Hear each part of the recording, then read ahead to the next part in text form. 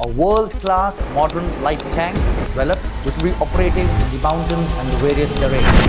A story which needs to be told to the audience. I've seen extensive coverage in print media, TV, social Yes. media also. But how it was done has not been brought out. If somebody wants the things to be done, they can be done. I don't want the Arjun story to be repeated. The project will be initiated by the user. Do you really think the bureaucracy is at fault for the procurement delays? The book is a non-living thing. The biggest spin-off is that a major platform like armored fighting vehicle can be produced in India. You need to own the design. Jai Hind. Greetings to all our viewers across all social media platforms. It indeed is a very remarkable day as we launch Asymmetric Def the podcast channel of Drone Helpline. Over the past 5 years, I have been to the length and breadth of Bharat, our vast nation. So we felt at Drone Helpline and Asymmetric Def podcast that this is the correct time to start some meaningful conversations which would increase awareness about procurement, deep tech, ease of doing business in Bharat, the investment climate, and various other allied issues like the end user involvement. So, having had a 360-degree perspective, being an end user for nearly 3 decades, been part of the so-called bureaucracy and the decision-making process, and having traveled extensively across Bharat and seeing the industry at a very close quarters and having had a deep dive. Today, we have great pleasure in welcoming Lt Gen Karanbir Singh Brar, Param Vishesh Seva Medal, Ati Vishesh Seva Medal, ex-General Officer Commanding Dakshin Bharat area, and ex-Director General Armoured Corps. General Brar is a strategic defense leader, a technology integrator, and a capability builder. A highly decorated 3-star general with 39 years of distinguished service to the Indian Army. General Brar has got unmatched expertise in defense capability, development, and advancing military technology. He has been instrumental in large-scale operational leadership.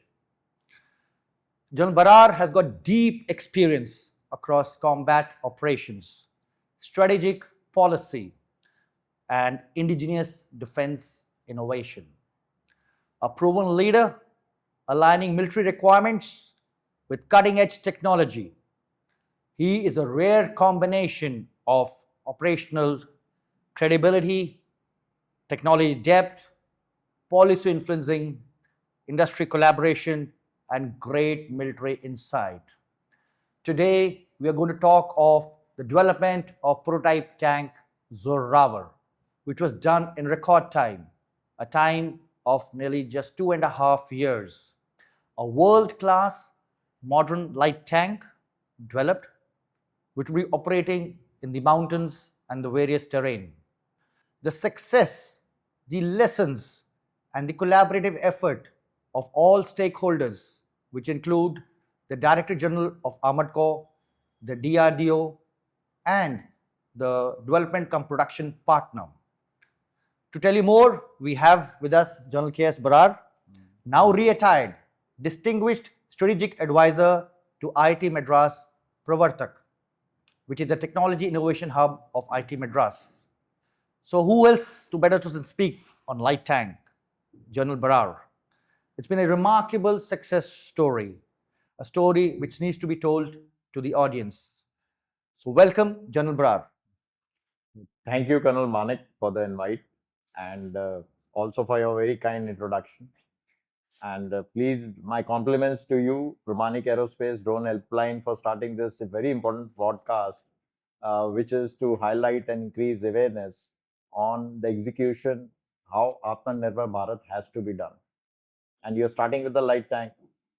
As far light tank is concerned, since the start, I've seen extensive coverage in print media, TV, social Yes. media also. Yeah. But how it was done has not been brought out. And the how part is very important because the how will tell you the lessons, the points to be done, how it can be replicated for your audience.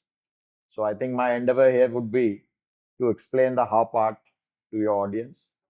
And thank you once again for inviting me as your first guest and to talk on light tank, which of course one is very passionate about. General Brar, I appreciate your introductory remarks. You know, you and me have been part of the system. And you have been longer in the system than I have been. We have been always talking of procurement delays. And I, having seen more than about 80 odd projects when I was in the Ministry of Defense, some taking a decade to fructify. But I'm very clear, if somebody wants the things to be done, they can be done. For that, we have to synergize the efforts of all stakeholders. The Nike's tagline, just do it. And I would say, my tagline, do it now, right? So, talking of the light tank, the story about Zorawar. In fact, when this podcast was planned with you and you graciously accepted my invite in May of 2026, the Honorable Prime Minister has been very recently, last week, went to Hazira, the Larsen and Toubro plant in Gujarat. Yeah. So actually, light tank is in the news and in the rail show window as we go. But to our audience, they're going to be military personnel. I'm sure they're going to be veterans, and they're going to be a whole lot of young entrepreneurs, young deep tech defense entrepreneurs looking at this podcast. So they would really like to know what the light tank history has been, of the Indian Army. So could you just tell for our viewers what has been the history of employment of light tank in the Indian Army? Okay. I think as far the history goes, coincidentally, I think Armoured Corps history started with the light tank. In 1938, 1st of May, the first regiment to convert from horses to mechanized equipment, so to say, was Sindh Horse, which got converted to Vickers light tank and Chevrolet armored cars. So in that era, it was always the tanks were light. So another fact which is not, kind of overlooked, the operational history of Armed Corps has started from the mountains.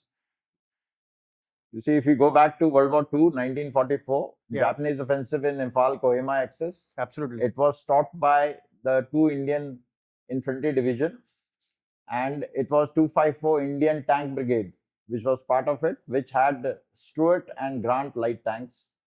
And in fact, this battle is graded by National War Museum UK as graded higher than Waterloo also. I never knew this. So this is a very interesting aspect you brought out. Very nice. So, and at that place in Kohima, I was the deputy GOC there, right? Deputy IG, it's called in Assam Rifles. Yeah. So there's a tank which is placed alongside a road, and they don't want to move it. The locals are sentimental because they said that this is the place where the offensive was actually halted. Oh, that's great to hear. Absolutely. So you have still that light tank, Stuart, standing there. Right.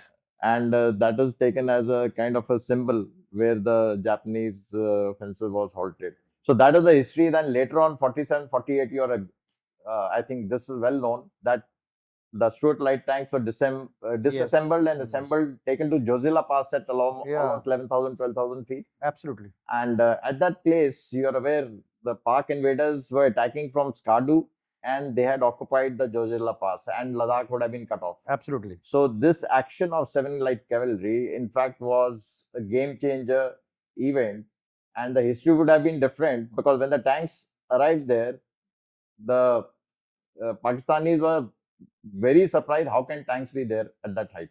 Absolutely. And that's how I think they were evicted and defeated, and and the action at Srinagar also complemented. So that's how we had Kashmir action. Right in the beginning, we saved, and light tanks had a contribution. And thereafter, it was 1962 again in mountains when 6 AMS 13 tanks were airlifted. Again, things were removed, but they played a major role in defense of Trishul. Obviously, odds were against us, but then again the light. Talking India-China war. India-China war. Yeah. And subsequently, the light tanks we had were PD 76, 65, and 71 war. Right. So especially in 71 war, these tanks were amphibious, so they did all the river crossings in then East Pakistan. Right. And The liberation of Bangladesh. yes, liberation of Bangladesh, and the photograph of Major General Dalbir Singh taking surrender. He was the GOC of the division.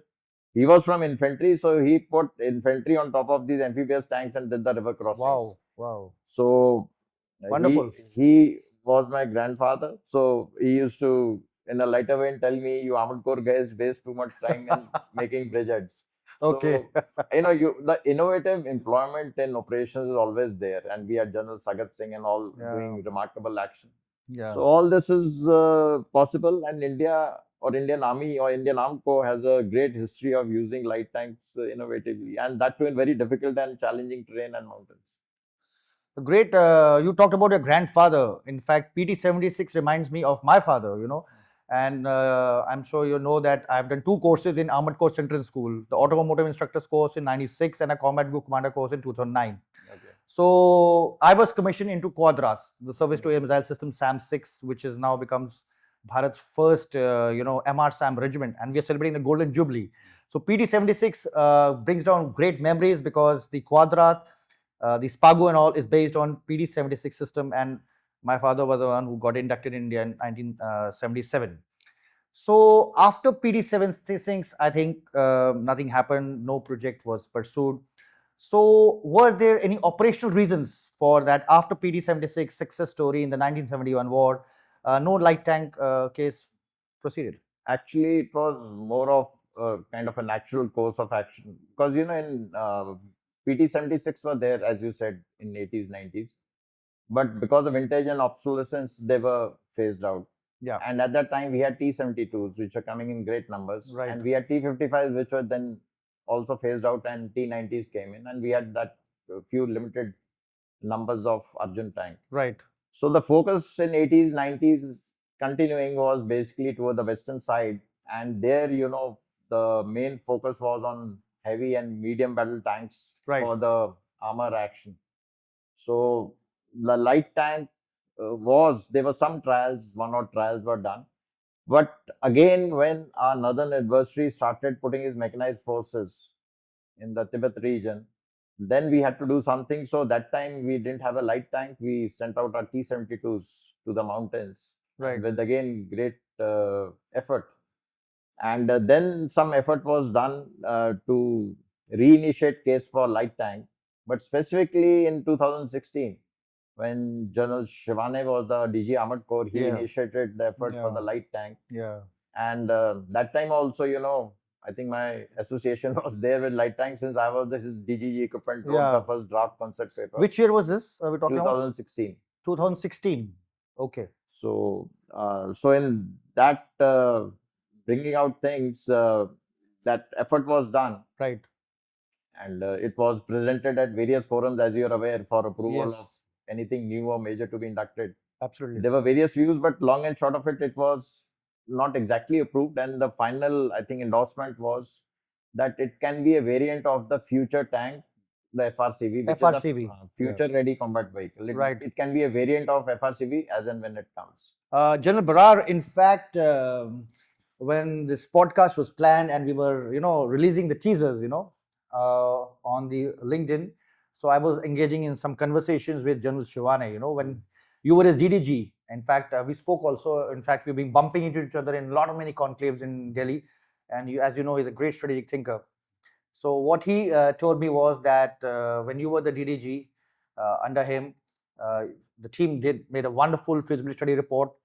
And I think that was the first time maybe the operational necessity of the Chief of Army Staff was taken. But then that was it. But tell me how, from that period, from General Shivane as your Director General and you becoming the Director General yourself in 2020, how this case actually started? You see, actually the events of 2020, Ops Snow Leopard, Eastern Ladakh was a catalyst. And at that time, there was a tank face-off also. Yep. And it is to the credit of the regiment and older T-72 tanks that they could climb heights of 17 or 18,000 feet. Yeah, in fact, most people don't even believe it. So this credit was also given, as you can see on the slide, General Joshi, the then army commander, complimented that tanks at Rechenla Yeah, brought PLF for talks. correct. And proudly, the regiment which did that is the regiment which I commanded. Oh, great. That's nice So to hear. when this happened, and before that, the Chinese had already built their light tanks, ZTQ-15. Right, So, it gave that impetus that now you need to induct it faster. It can't be a variant of your future tank. That's too late. right. So, actually, it was the DRDO which started first. The DRDO in October of 2020 or so, they started a project under TD, Technology Demonstrator, Development, which they can do as per their provisions. Correct.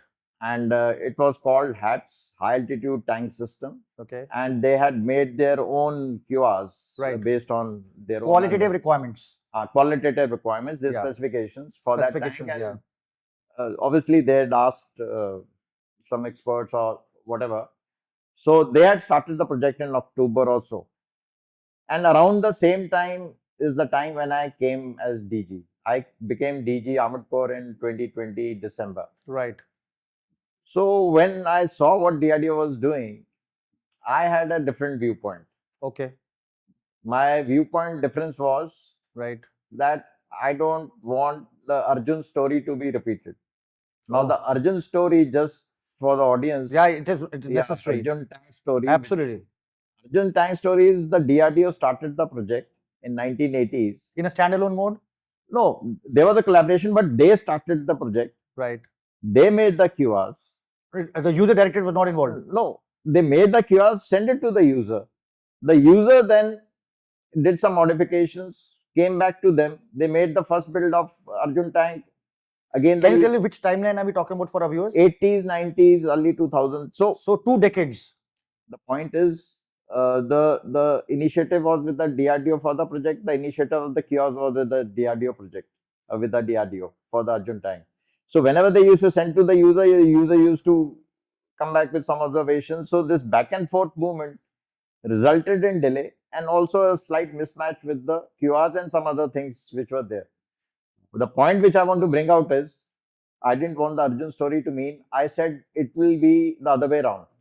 That the project will be initiated by the user. User driven.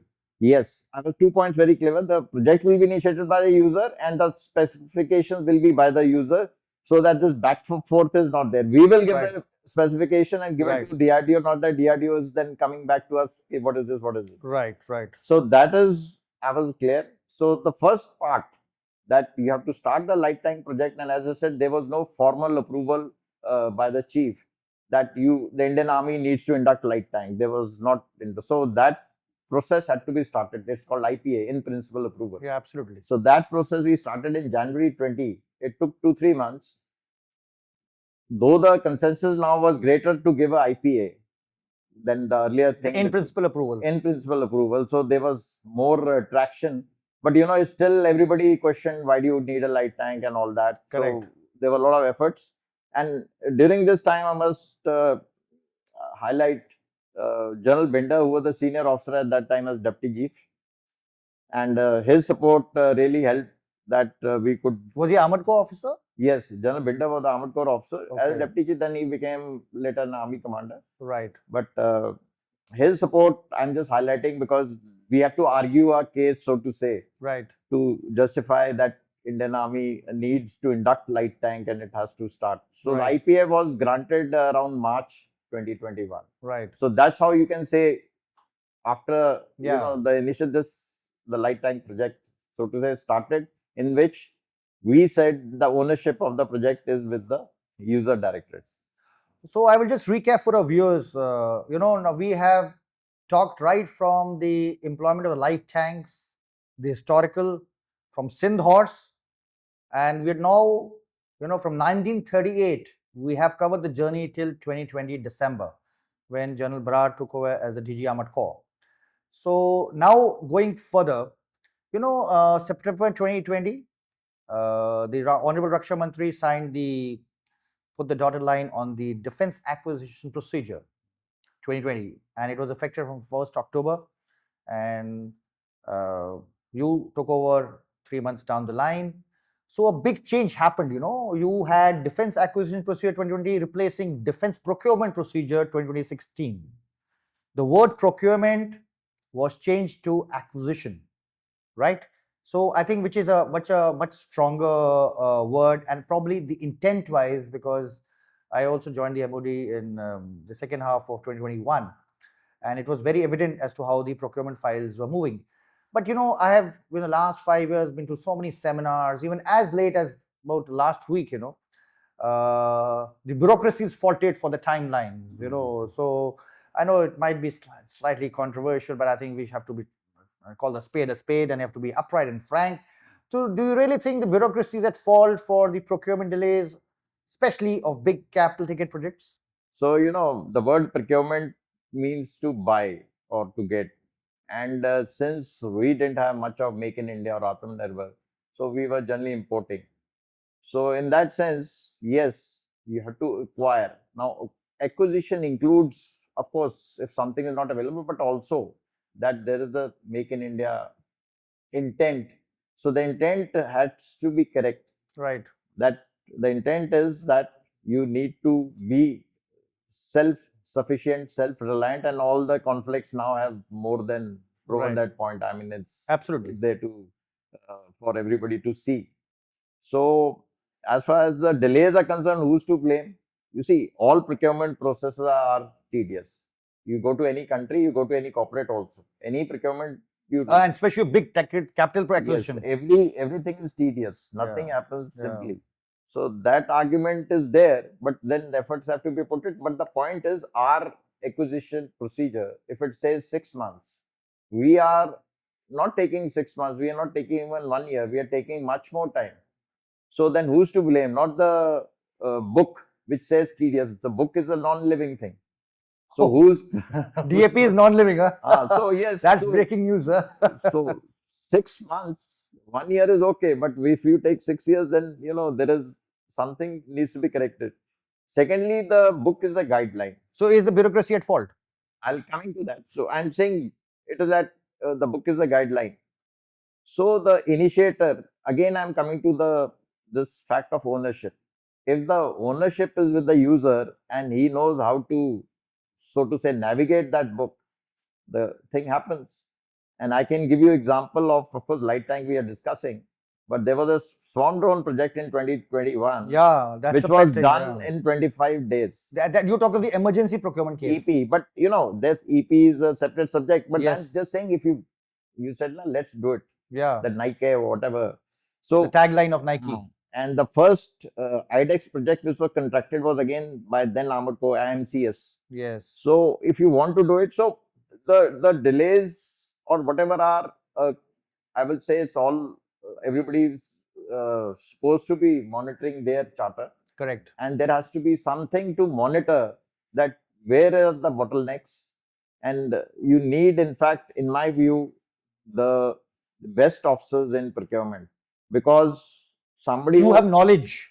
You see, not only technical. Domain knowledge also. The point is, specialist. The start has to be an operational knowledge. Right. If he is not operationally professional, correct. He will not know what weapon to be bought. Yeah, and if the weapon has to be translated into technical requirements, then he has to be technically at par. Correct. And then he has to know how to navigate the acquisition. So it is, all three factors which are important. So, as I get it, the import of your answer, and thank you for your candid perspective.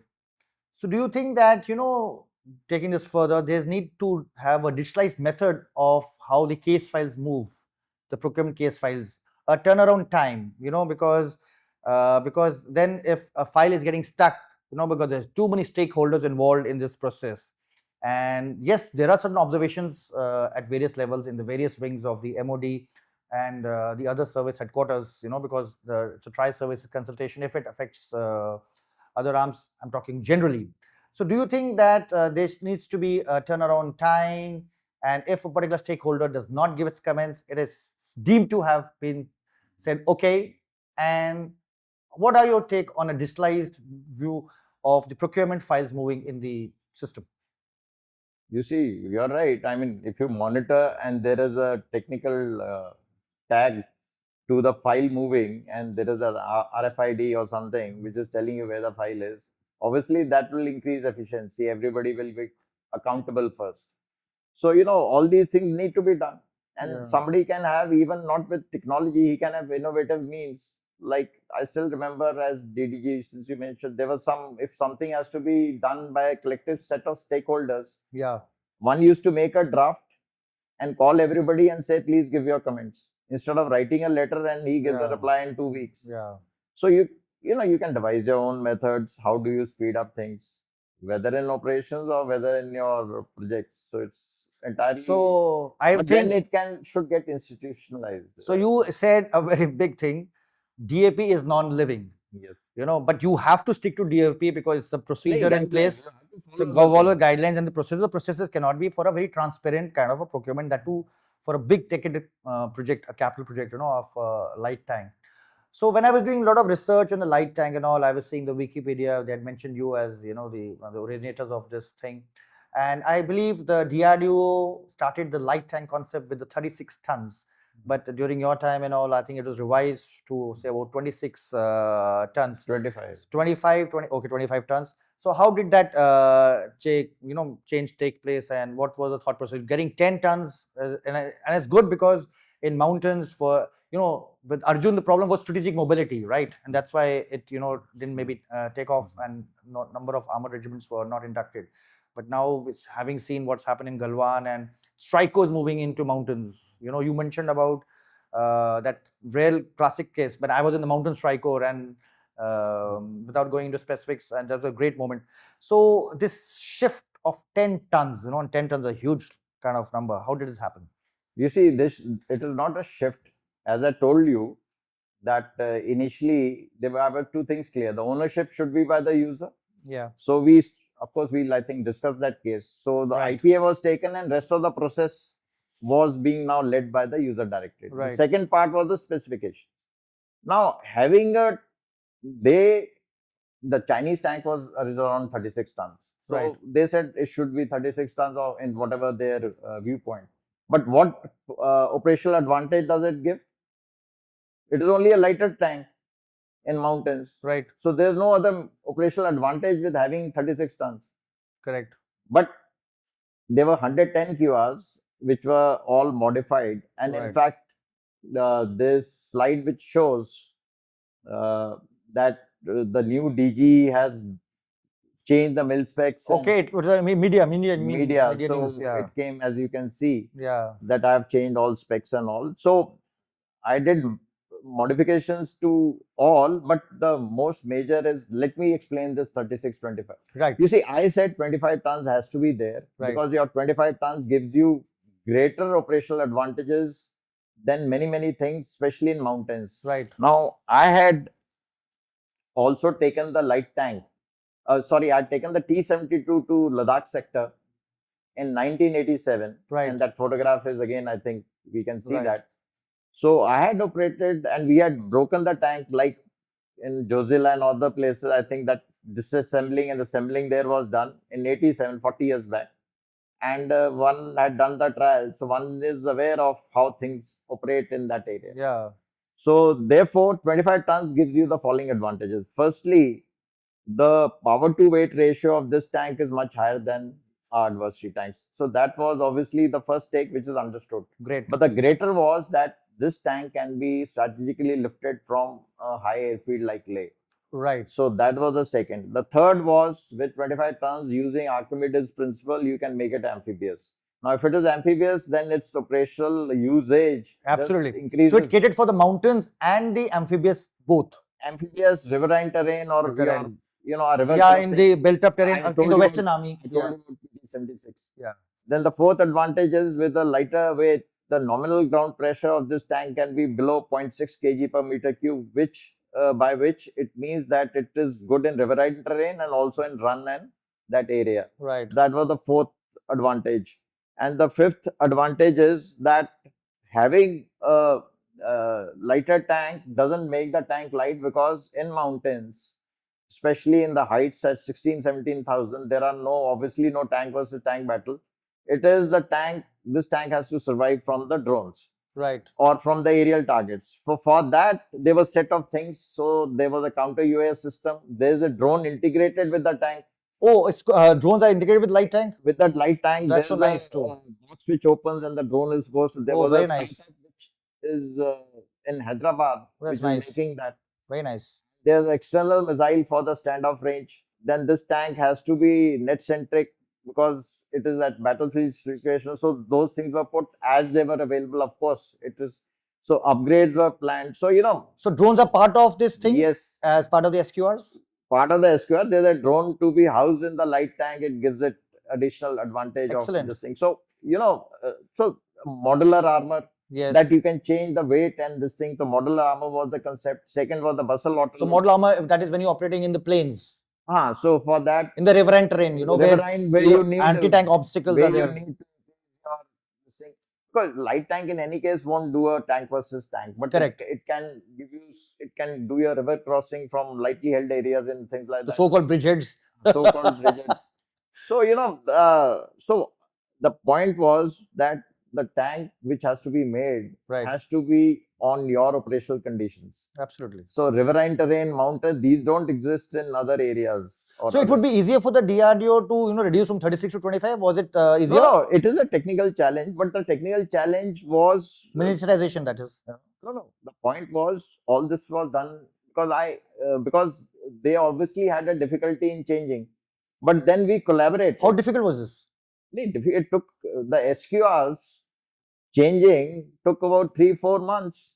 No, And SQR changing is fine. What I meant was on ground when this prototype has now been developed. No, again the audience needs to understand the SQR is not some figure given and this. When the SQRs were being changed, the CAD/CAM modeling was also being changed. Yeah, correct. Absolutely. So if you have everything on computer ready, then it is a printout or manufacturing design which has to be given. We are in era of 3D printing now. Yeah. So the point was all these factors were tested on computers. What will happen? This implication to that implication, right? And come out with the design. So all this effort did another very big fallout was the integration design became ours instead of a copy paste which is there in other tanks. Right. So you can't even change the engine. Right. With the approval of the OEM. Right. So to say, this was the first, I will say, effort of tank making in the country. Very nice. So that I think should answer that question. So it was not a shift. So there's long things which were done, but I'm just giving you as in brief as possible for your. So General Brar, integration of drones is wonderful. Which has been done in light tank. The next war is the drone warfare. The Honorable Raksha Mantri has released the DFPADS 2026 and across, right, I think today from a commanding officer utilizing a regiment fund to an army commander utilizing his ASFP and IR&D funds and all. So drones is a big thing. So it's very nice to hear that the Armoured Corps thought of that time to get drones into this. Wonderful. Because drones have actually recently, the Ukraine war started in February 22. Compliments to you and your team and the Armoured Corps Directorate for having that foresight, to do this. Coming back to the fundamental question of SQRs, I have interacted with the industry, this thing for last 5 years, and a lot of time I hear the script, sir, the Indian Armed Forces keep changing the qualitative requirements, the delay maybe in Tejas and other big capital ticket projects. But in this case, yours also came down from 36 to 25, but I think it was managed very well because you all pushed through. So do you really feel, that this frequent change of SQRs, then which lead to a technological obsolescence of the equipment, it delays the entire procurement cycle, and then you get equipment which is ready for induction, which is as of yesterday, because the technology has become obsolete. So how did that be avoided in Zorawar? So two parts of the question. Do you really feel at times the SQRs are not realistic? And secondly, how did you avoid that in case of Zorawar?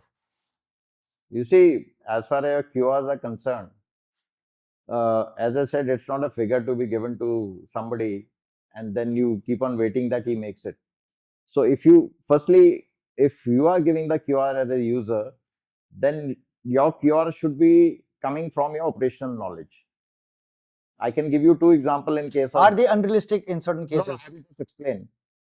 in case of Zorawar, when I was doing that, there was a lot of inputs because since it started moving, so inputs came. Why don't you make it wheeled? Wheeled, not tracked. So I had to explain to the people that in eastern Ladakh, where the things are happening, it is a desert, and that desert is as good as our Thar desert. Oh, in Rajasthan. So the wheel will not function, and there are some areas which have so much big boulders, your wheel will go for in a the sip. lakes, even lakes are there and all marshy conditions Like also. lakes is all right, but I'm saying your wheel will not, Will not be a work, sip. function. Oh, correct. Then there was again a feedback, why can't you continue to use T-72s or T-90s? T-90 is a modern tank. But T-90, the gun elevation and depression is so little that it would have dead ground and it cannot fire at this thing. So what I'm trying to say is your operational and ground knowledge will make you think of those QRs which are required by the user. And if you have the technical knowledge, you will give the technical QRs to the researcher or the developer in a manner that he can make it. So you have to act that bridge. So it all comes from clarity, and clarity has to be your operational clarity, your professional clarity, and your technical clarity. You have to think original. So Yeah, why absolutely. the QRs changes? If you have given it a thought, you have that thing, and then it is tested on computers. Then after that, after that is process of making. The making process becomes much Gen easier. Brar, I will again like to repeat. If the industry crib is at times the SQRs are unrealistic. What is your experience? Light tank is fine, it's going, but I'm just wanted to play because this is we are talking of Zorawar, yes, but then is this criticism justified to a certain extent? It is or maybe justified because, but if the user, he should know what the industry can make. Yeah, I'm talking. And this is from industry side, industry so telling. if he is not understanding the industry, Yeah. you see, I was part of the Army Design Bureau inception Yes. in 2016 when it was initiated. So I know industry all across. So I know a broad capability what the industry can do. So the understanding of what industry can make and what they cannot So make. this criticism is to a certain extent justified, I would say. To an extent it is justified, but I think people are aware of this fact that Right. what cures you have to make. Right. And sometimes you don't accept a lower thing. Right. You want the perfection. Now perfection will not start Yeah, absolutely. with your Mark 1. Yeah. Once Okay. they Yeah, have made fine. the Mark 1, Yeah. then you can ask for perfection. So let's get back to Zorawar, the light tank case study. So I believe there were two tracks, on which this case was progressed, and you had a big role to play. I believe you were made chairman of some committee to sort out this. So could you just tell about this two tracks and what those two tracks, explain to our viewers were? So I think when I started explaining how it started, the DRDO started the project. So if you call that as one track, and then as user we started. So that is called D&D, design and development. No, I will explain that. Okay, fine. So the two tracks were the DRDO has started the project and we had started the project. Right. But I will say the making of the light tank or any major project are of three parts. One is that who does the process, right, the sanction starting from the beginning to end, and who does the specifications and who does the actual making. Right. Now the making part has to be by the researcher and the developer. Right. But the first two parts, as I said, I've been repeating it, I think, in your show, has to be by the user. Yeah, absolutely. In Arjun case, it was not there. So, in that sense, the first two actions of driving the project, we had taken the AON, we had started the make one process. I think that I have not explained. So you can just tell our viewers what actually entails make one. You see, after the approval of the chief for induction of light tank, you have to follow a procurement process. Correct. Now the procurement processes available at that time were many. Correct. You can go buy Indian, you can go buy IDDM, you can go strategic partnership model, strategic partnership model, SP model, or make one was there. Correct. Now SP model, in my view, was that you collaborate with a foreign guy. Absolutely. So I said ki that will be half make one, half make in India, because the foreigner will. It's not been very successful actually. Strategic partnership and then model. Buy Indian, this thing, it was slightly isolated. You leave it to the person, developer, or the industry to make it. So the make one has not been tried, but the provisions were very good of make one, that it is government funded, so government has a stake in this project. Yeah. Second is it is to be led by the user, so the user is kind of involved with the project facilitation Absolutely. team. Absolutely. And the third part is the industry is also quite confident that the Correct. user Yes. and government is involved. Absolutely. And the make part is following the provisions of IDTM. I mean, these are technical terms, but Absolutely. by and large, And there was a distribution of quantity between these two. so the make one we started. So coming to the part where I explained that the project was ours, the QR were ours, the making when it Right. came to the acceptance of necessity, AON Right. stage, Right. when the project came, you had two options: either to follow the DND Right. or to follow the make one which we were pursuing. Yeah. So there was obviously a thing because the DRDO felt that they had started the project. They Give, have give specific figures of Make One and DND. So I was made the chairman. We had a high level committee. We went all across. So considering everything, we come to a very good solution that if the DRDO has done some work, the 59 numbers were given to DND. What is the total procurement order? It was 354. Right. So 59 were given to the DRDO led DND. Right. And 295 was given to the industry as a make one. So to be fair to the industry also. Absolutely. So, this division in some way has ensured that the India becomes a tank making country. Absolutely. And, so this is a thing which actually goes a long way. So absolutely, General Brar, in fact, I think you have been a trend setter, and if you see this after the IPA was given in March of 2021, as you brought it earlier. So just to explain this Make One to the viewers, since I've been dealing with procurement in the MOD. So Make One, till 2020, DAP 2020. So you could give, a government could give 250 crores to a development agency, and there would be two development agencies would be selected.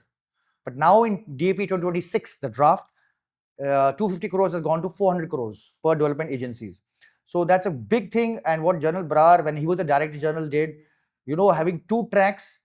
So right now, like we always talked in staff college also, the contingency planning, if this does not go through, then no goes. So that is very well thought through, and kudos to you and your team who thought of this, and you as the chairman. So General Brar, the light tank Zorawar is in news, when you have the Honorable Prime Minister visiting the facility in Gujarat, and we've been following it very closely. And in fact, we were very happy that we have chosen this subject, and the Prime Minister has gone and seen what's the status. So as per you, I heard a media report also, but my team gave me before I came for the podcast, that there was some maybe delays. Obviously, a project of this nature, and everybody would like to have improvements, in things going and all, provided it doesn't delay the project.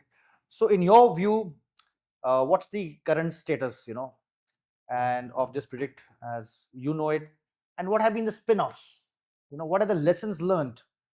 And especially for the young defense entrepreneurs, and even maybe the defense public sector undertakings, and the big guns like the Bharat forges and the Reliances and the Adanis, as to how a big ticket capital project really succeed. Okay, there are many points to your questions, but the first, some of the points I've already mentioned, but let me try. Yeah, we can summarize it. Put them in some sequence. Yeah. The biggest spin-off is that a major platform like the armored fighting vehicle can be produced in India, provided the conditions are right. And in modern warfare now, in MDO related environment, anything which is static or not protected is going to get hit with the drones. Absolutely. So these armored fighting vehicles are required for all arms. It is required for logistics. It's required for communication systems. So having armored fighting vehicle making capability was very essential in this. So this is, I think, the biggest spin-off in that sense, because I think I also saw the news that there is some armored fighting vehicle tracked and wheel program also been made by Tata and Bharat Forge. Right. So all the big players are now in the game of making this, which is I think the larger Yeah, I'll just scale. try to butt in, I'll just try to give the example of AMCA, the Advanced Medium the Combat Aircraft. That's the first time in history of our country that HAL, Hindustan Aeronautics Limited, is just nowhere near. It's gone to a private consortium and such a big ticket capital project. So yeah, so I think what you started as a trend, maybe when we said the description of Make One and DAD, and Make One was getting the bigger pie of the cake. So I think that was a great trend So, to start. whether I start, but when the conditions are right, our country has the talent. Only thing how you harness it. So the conditions, that's why I said we have spent so much of time. I said the how part. The how part is that your processes have to be clear and the order has to be given to the developer or the industry, which Right. was done in record time in a very smooth fashion. Right. And it was resolved. So that was led by the user directive. Right. Then your specs have to relate to the operational requirements. Right. And they are given to him so that he makes it. He can't make something in the first time ever in the country if the specs were not doable. Right. So the doability was done. The point. Do you think a light tank would ever be exported? Would we ever be in a place? That is the point which I was coming to. That this light tank fills the gap in your land systems, Right. where you have the MBT, Right. and you had an armored vehicle, Right. or a car. Right. The light tank is right, and with the modern warfare now become lighter and lighter. This tank, once you build your autonomous land systems, Right. would be or could be based on them. Right. And this tank can have many variants. So you're talking of an autonomous light tank in the future? Yes. Very nice. Autonomous systems. You Right. see, if you are making something, Right. which with the current technology, Yes. making into autonomous is not a big problem with the technology now. But I like the part of the integration with drones. When you thought it at that time. So the point, there were 4-5 things which were done. I think if I can say that also. Yeah. At the start of the project, I said you make an indigenization plan, because you are getting some technologies or systems from abroad because it is not made. What is the indigenous content roughly? If you It is more than 50-60%. But Right. I said that the major system like engine or something. Engine is coming from outside, right? So they started the engine project, and one of the big firms has already made one. It is almost in some final stages. So lovely. So if you start your project, like had Arjun started an indigenization plan. Right. Second was a maintenance plan. Right. That what has to be done. Then your supply chain management. Then your upgradation plan. Right. It is to be with the project. So Right. these things are lessons learned, that when you start something, it is not that you're making and selling and that's the end of it. It is a thing for life. Absolutely. And it continues to get upgraded as a spiral development. Correct. So your integration design has to be yours. So this whole kind of a thing being done, and as I said, it is not the current DCPP L&T which was there. Now you have Tata, Bharat Forge, Right. Mahindras, and all Okay. others also, Okay. who I think have the equal capability given the right Yes. things. Absolutely. So we should have a system of synergizing and making things work in a fashion which we get results. So results can be produced. Absolutely. So wherever things have been in collaboration, somebody who takes ownership, and there is some kind of a effort put in. Efforts are always collaborative efforts are there of everybody, of the DRDO, of this thing. So the that part of that, it was made faster ultimately was done because everything of this part which we discussed was done, and then of course they were doing, and I was also going as a DG. So prototype was ready in 2.5 years, and after that the trials started. And in the trials, because MTU didn't give the engine in time, so they put the Cummins engine because the integration. MTU stands for? That MTU firm of firm, German firm. German firm. Okay. So German firm didn't get the engine, so Cummins, they could put a different engine. Right. That is because the design was yours. So all these points Absolutely were there, so that things happened in the right time, and the trials have happened. Right. And trials, I think now the user trials are on. Gen Brar absolutely very rightly brought out. You need to own the design. The beautiful aspect of DAP 2026. And Manik Aerospace, which I had, and you're the strategic advisor as well. So we are talking of technological sovereignty for Bharat. We're talking of owned in Bharat. And the DAP is also talking of the same concept, because yes, if you own the design, then you can really change the partner, and maybe so the IP is the buzzword. So now coming back to your present avatar, you are the strategic defense advisor to IT Madras Pravartak. I saw your excellent work, which under your tutelage, your startups and all are doing. We had a wonderful day in Chennai last November. So, I believe, that's my practical experience going to the serious seminars, interacting with industry, that in Bharat, the patient capital is not available. The investors are there for a quick buck. They just want to put the money, get the returns, and get out, before an IPO or something like that. So, do you think that, we need to think differently? I worked on a study, and you have gone through that study, and in fact, you have endorsed it also, that we need to have, TRL based funding models as well.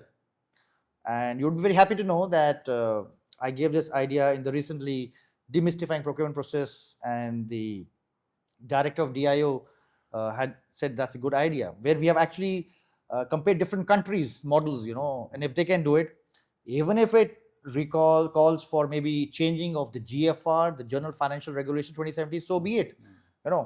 So do you think that we could have an additional funding, TRL based funding model, which I am actually very passionate about it, because I think for deep tech to take root in Bharat, this is one of the ways out.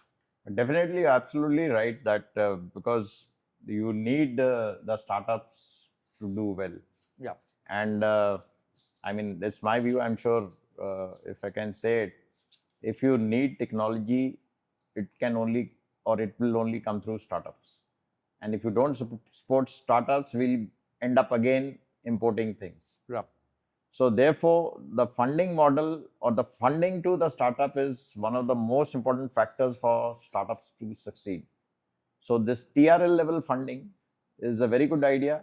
Secondly, if there are some bigger projects, then mission mode funding. You have a mission, get them some people together who you think, give them the funds, as is done in US. Right. Like the AI projects, Palantir, Adrunil, and all these Google, they are given Anduril, yeah. millions of Yes. dollars, and they do projects. So either do that.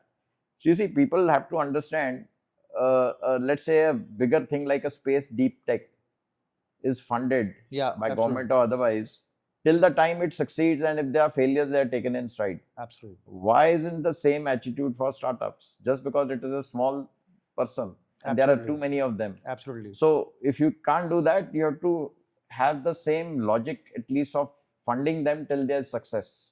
Till they succeed, they should be know that valley of death. Absolutely. And you need that patient capital, or bridge that valley of death by how you fund. Absolutely. And you need, for technology startups, for manufacturing, you need MSMEs. Right. And the big integrators should actually also support both of them, right, in their own way, because if they don't support both of them, the big integrators will get both the things from abroad. Right. So they'll be integrating foreign technology. Right. So it is for the bigger integrators who do have the capital bandwidth to support MSMEs and startups instead of disallowing them to succeed, because our foreign interest would be that our startup system and MSME doesn't succeed. Absolutely. So there also possibly you need a positive indigenization action of not allowing certain things not to happen. Absolutely. So it's great, and I think the biggest takeaway for me is that the light tank can be exported one day. That's a big thing one could think of. Thank you, General Brar, for your insightful conversations, detailed and very candid views on this very interesting topic of Zorawar, the case study of the light tank. As we eagerly await, the DAP 2026, I'm a big fan of the draft version of the DAP 2026. In fact, I've been involved with IABA Gujarat also to send some recommendations. I really feel that, the word vendor should be dropped from the DAP. And when I was in the Ministry of Defense, for 21-24, I never used the word vendor. Okay, I always said industry partner. The industry, I think, has to be made a partner. They need to act And as in the Armoured Corps, being a mechanized guy like yourself, we talked of muck in the mud, muck in with this thing. So the industry has to muck in with the end user. And I know with the last 3-4 years, a lot of things have happened. The procurement cycles are trying to get shortened. And it was so nice to hear the Deputy Chief of Army Staff in DRDO in Prayagraj make a statement in front of the industry that as far as the Indian Army is concerned, the fast track procedure is the default setting, right? And things are really improving. And since I deal with industry on a daily basis, I keep getting inputs and feedback. So thank you, General Brar, for coming over from Chennai. Yeah. Flying down especially on my request and accepting to be our first guest of this for our viewers all across. I'm sure they have learned a lot of things, a lot of insights. I know this thing is there on Wikipedia, but to hear from the horse's mouth, to hear from two people who are concurrent in their tenures when in the MOD, since the IHK about Army Headquarters is also part of the MOD in that sense of the word. So that's very nice. And just to give you a token of appreciation, and on behalf of my team at Asymmetric Def Podcast and our production partner Gleam Aspire, I really thank you for this wonderful opportunity you gave, and to the real thing about the podcast of Light Tank. So I would just like to give you a token of remembrance, if you could carry it along. Yeah, thank you so much. And so this is the logo of our channel, Asymmetric Def Podcast. And so this is some little bit of token of remembrance from us and from Pramanik side also. Thank you so much. And it was a pleasure to be on your show. Thank you, sir. We have come to the end of the first podcast of Asymmetric DefTech. And I would request all of you to like, share, and subscribe and make this podcast viral so that it becomes a motivation for my team at Asymmetric DefTech and Gleam Aspire to give you some more insights, some more meaningful conversations. And as we promise a podcast each month, now the next time we're going from the high mountains to the maritime version. Our next journey is going to be of an entrepreneur. It's going to be very exciting. It is creating ripples in the Bay of Bengal and the Arabian Sea. So here is your host, Colonel Manik Anandh, signing off. Sayonara. Till we meet again. Jai Hind, Jai Bharat.